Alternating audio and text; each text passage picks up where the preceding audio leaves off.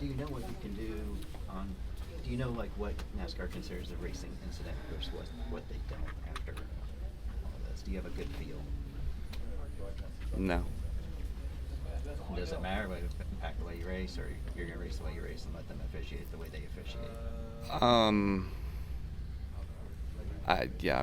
I just try to focus on me and race how you're supposed to race, and hope that you don't have issues that come up with other drivers, but occasionally you do, and you handle them as you feel like you need to when that time comes. Do you feel pretty comfortable with where the line is between hard racing and intentionally, and what could be construed as taking someone out?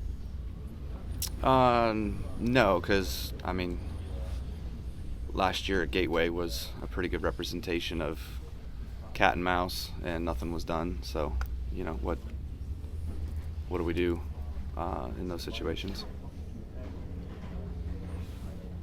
What would you like to see done? What do you suggest needs to be done? Drivers to be more ethical and take responsibility for their actions and just race hard. And if you make a mistake, like, okay, fine, I get it. But, when you intentionally drive over somebody because they made a move on you or something that you didn't like, then, you're going to get punched in the face afterwards. You're from an era where, like, you raced against guys like Mark Martin, who had a really good reputation, and others. That's the key part. Now you're going down the right path, is we have completely lost any sense of respect in the garage area between drivers at all. And that's where the problem lies, is nobody gives two shits about anybody else. And it's just a problem where everybody takes advantage of everybody as much as they can. We're all selfish, granted. But there was an etiquette that once did live here. Mark started it. I think Tony really lived by it. I think Jeff lived by it. Bobby Labonte, Rusty for the most part, Dale Jarrett for sure, So, it did exist. That's gone.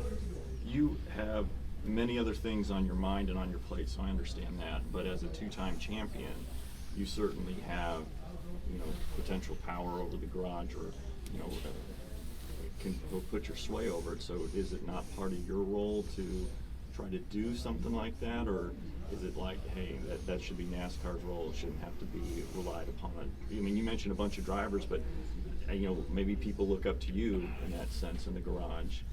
I've tried to talk to guys; they don't listen. So I've lost interest in talking to them.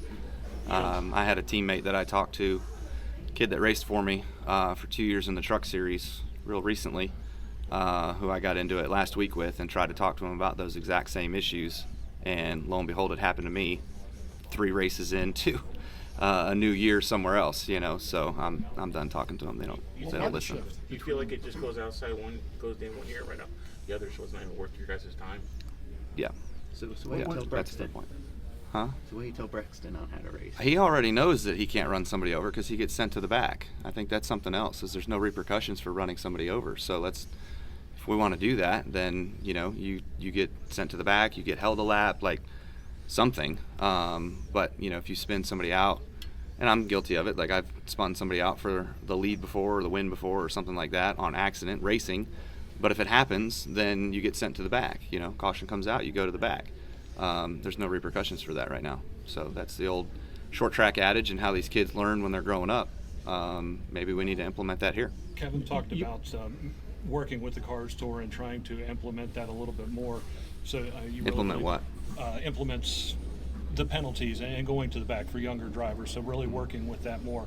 You believe that will actually make a change, working with them, getting drivers to understand that you can't do this? For as hard as it is to pass and try to come back through the field at some of these places, yeah, I think that would send a message. At least that's a good starting point.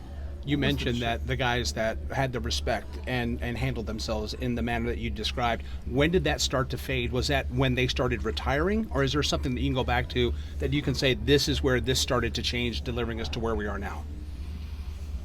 As those guys started to retire and diminish and leave the series, and new guys come in, they never taught that philosophy or sat down and explained that philosophy.